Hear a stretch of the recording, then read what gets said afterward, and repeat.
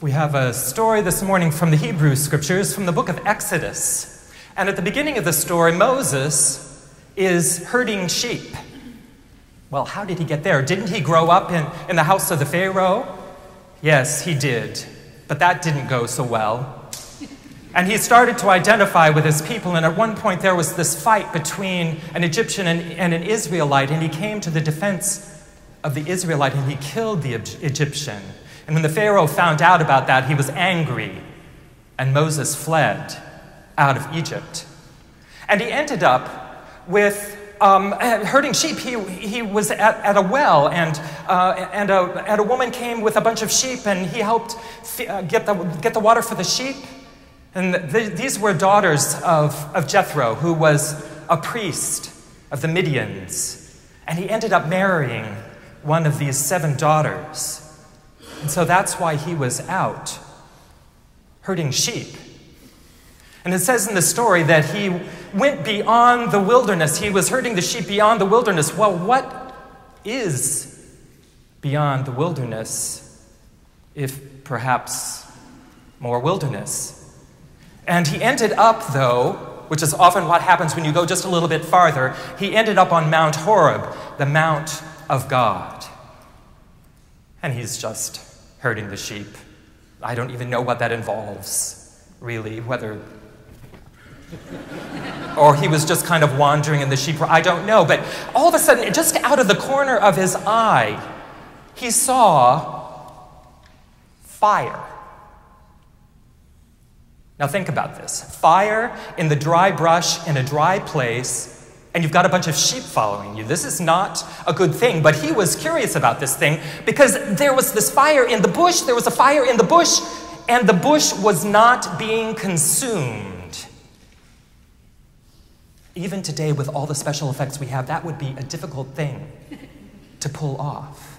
To have a fire where something is burning, but the bush was not being consumed, and this was too much for him. He went toward the bush. And, of course, there was a voice. "Here I am," said the voice from the bush. This was a sound from God. This was a holy sound. Here I am. And Moses came to the bush with that combination of kind of fear and interest, curiosity. And then the voice said from the bush, Stop where you are. Don't come any closer. But take off your sandals, because you're standing on holy ground. Take off your sandals, because you're standing on holy ground. Well, if a bush said to that, I would do that. Even if it was not the custom of the people, and I don't know if anyone wants to join in. But Moses probably had the same thought that you're thinking. No, we don't do that here. But Moses took off his sandals, and he stood before this bush that was speaking to him, and the voice went on. I am the God of your parents. I am the God of Abraham, and the God of Isaac, and the God of Jacob. And the voice went on. I have seen what is going on with the Israelites in Egypt. I've seen what's happening. I see how they're suffering. This isn't right. I want you to go back, and I want you to free those people.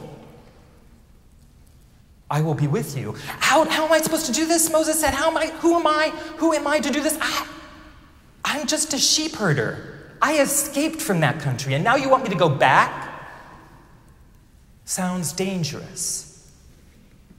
And of course, it was.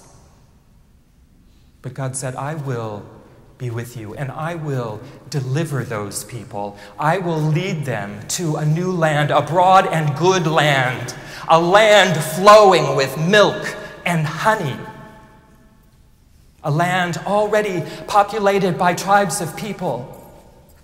You will go there. That will be a place of safety.